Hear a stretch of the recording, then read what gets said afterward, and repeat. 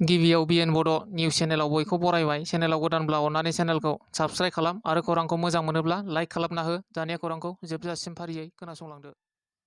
गिबि खौराङाव दङ।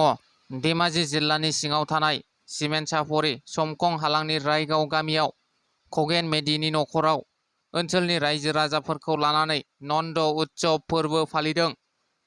धेमाजि जिल्लानि सिङाव थानाय सिमेन्ट सापरि समखं हालांनि रायगाव गामियाव मुश्रिक खगेन मेदिनि नखराव जन्म अष्टमीजों लोब्बा लाखिनानै रंजानायजों लोगोसे श्रीकृष्णखौ सिबिनाय हाबाफारि लानाय जादों। श्रीकृष्णआ जोनोम जानायनि थाखाय नन्दनि नखराव खुसिजोंनो रंजानाय थासारिखौ फोरमायनो थाखाय बे फोरबोखौ फालिनाय जायो होननानै समाजाव फोथायनाय दं। बे फोरबोखौ लोब्बा लाखिनानैनो मैया खगेन मेदिनि नखरनि बानजायनायाव ओनसोलनि रायजो राजाफोरखौ लानानै सानसेनि हाबाफारिजों गाजा गोमजायै फालिनाय जादों। बाक्सा जिल्लायाव थानाय बरमा कलेजाव बड'लेण्ड मुलुगसोलोंसालिनि भाइस चेन्सेलर लाइस्राम लादु सिंहखौ थाबैनो बोखारनांगौनि थाखाय धरना हाबाफारि लानाय जादोंमोन। आखाइ आखाइ प्लेकार्ड बेनार लानानै जोंनो न्याय नांगौ, बड'लेण्ड इउनिभार्सिटिखौ रैखा खालाम, फरायसाफोरजों खेला गेलेनायखौ बन्द खालाम बायदि बायदि स्ल'गानजों दुंहाव खालामो। जेब्लासिम सरकारा भाइस चेन्सेलरखौ बोखारनायनि दाबिखौ मानिया अब्लासिम धरना होनाय हाबाफारिखौ लांबाय थागोन होनना फोरमायो। गोनां जायोब्ला एबसुआ बेनिख्रुइ बांसिन गिदिर आन्दोलन खालामनो वार्निंबो होयो होननानै मिथिनो मोननाय जादों। सेरफांगुरि हाब्रुबारियाव दावहारु गारलाबाथाखौ 23थि गोसोखां सान फालिदों।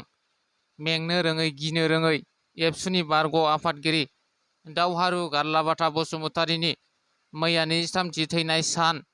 2000 मायथाइनि 7 सेप्तेम्बराव दावहारु गारलाबाथाया रुंसारि जालांदोंमोन। मैया गारलाबाथा रुंसारि गोसोखां सान फालिनायाव बिटिआरनि गाहाय प्रमद बर'आ बाहागो लायो।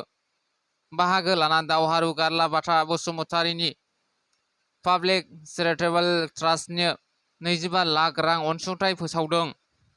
बिटिआरनि गाहाय खुंगिरि मानगोनां प्रमद बर' बिथाङा मुंख्लंफोरनो एक्स ग्रेसियाखौ थाबैनो होगोन।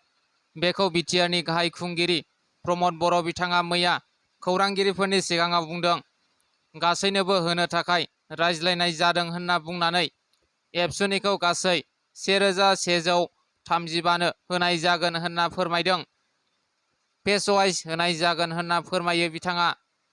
बेबायदिनो एनडिएफबिनिया गासै 360 नखरनो होनाय जागोन।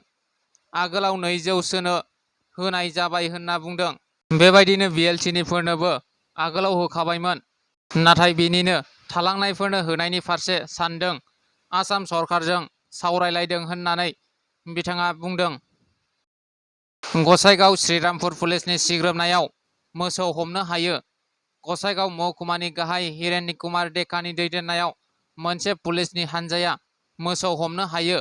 थांनाय मैयानि फुंनि 6:30 समाव महिन्द्र जायल' गारिजों मोसौ लांखोमाबाय थानायावनो AS01BC 4760 नाम्बारनि गारियाव जब्द खालामो पुलिसआ। लोगोसे पुलिसआ हमनो हादों मोसौ लांखोमाग्रा सानै सुबुंखौ।